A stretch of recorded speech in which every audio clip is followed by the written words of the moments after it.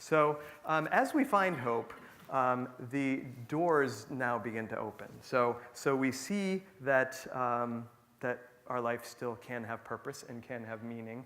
And I'll share with you one of the things that happened in our household. So Julie had this brochure on the table for a cruise for 1 year, 2, we were talking about, well, maybe, okay, it was 8 years. It was on the coffee table for 8 years, literally 8 years. So she'd, blow the dust off it every now and then, say, you want to do this? And I'm like, oh, too busy for that. And you begin to recognize that we have a precious few minutes to walk on this planet. And you begin to realize how perfect they are. And you realize how much you squander them. So for me, creating this new normal was getting in touch with the now. And my patients would say, you live today, and then what comes, comes. But at least you've had today. And I found those lessons incredibly powerful. So after Julie's diagnosis, we went on a cruise. And it was really fun. So we went on one the year later. And then we went on one last year, too. So... And the same thing happened with my dad, who's also here tonight. He is a almost 10-year cancer survivor. Yeah, 10-year cancer survivor.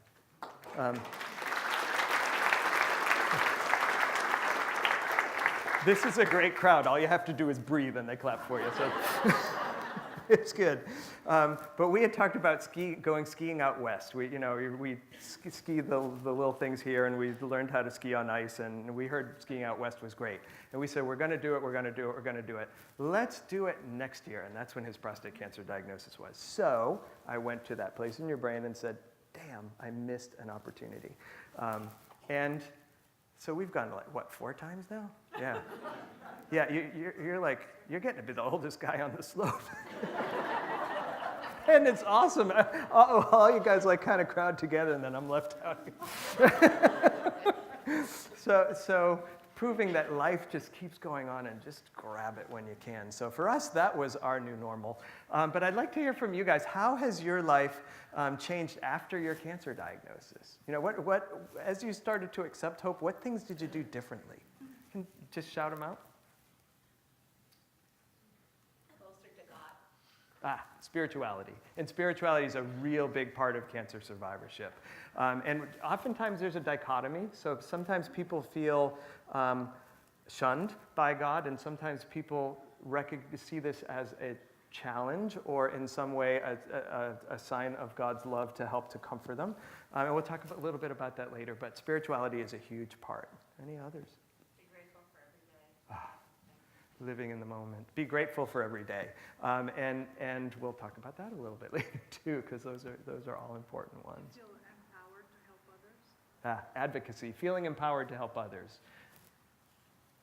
Realizing how unimportant those things you worry about are. Realizing how Unimportant yeah. those things are. Yeah, so realizing what is truly important in your life. And I've even had patients kind of flip that a little bit, and they'll say, you know what, these things that used to drive me nuts don't matter. They don't matter. And I take a traffic jam, and I'll sit there, and I used to be the one laying on the horn, and now I'll take that time, and I'll say, this is a time for me to meditate. It's just kind of a quick moment in my day that I didn't think I'd have, so it's really a great opportunity. So yeah, kind of reframing those frustrations in life and letting the frustrations go, because they are what they are. A traffic jam's just a traffic jam. It doesn't mean it's bad. We put the burden of good or bad on it. So we're going to talk a little bit more about that in the second half as well. I think, not yet. So I'm going to invite my youngest daughter up here, Carolyn.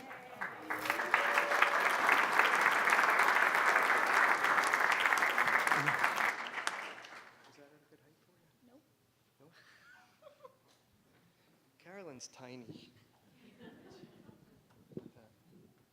Perfect. So in creating this new normal, you have to start to identify yourself differently.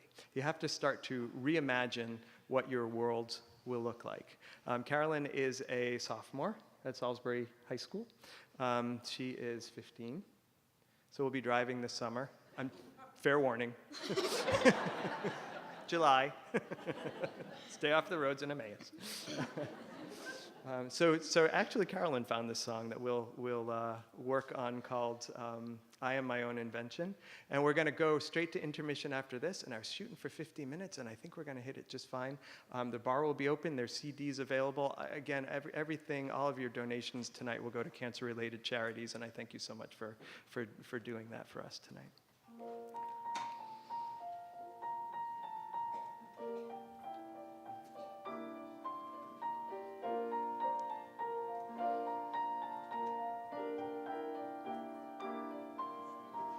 Nothing can exist till you dream it first. Everyone knows this. Then it will arrive, new and unrehearsed, vivid as a kiss. Dreamers and children can conjure things easily, things their eyes, though they're closed, can see. Not the way things are, but how they should be, this is what is true. Wish upon a star, close your eyes and see all that you can do. Try to remember the way you were when you were her, the little girl who's there inside of you. I am my own invention, leading each day anew. Can you imagine being your own invention too?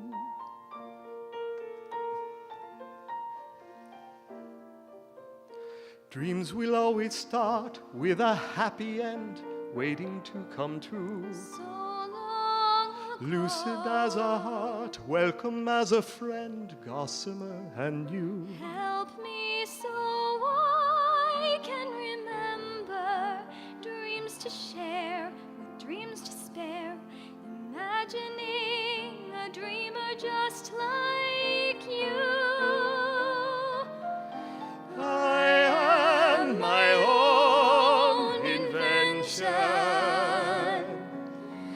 Finally, I can see I am my own invention. I am my own Tomorrow invention. can't be all it should be till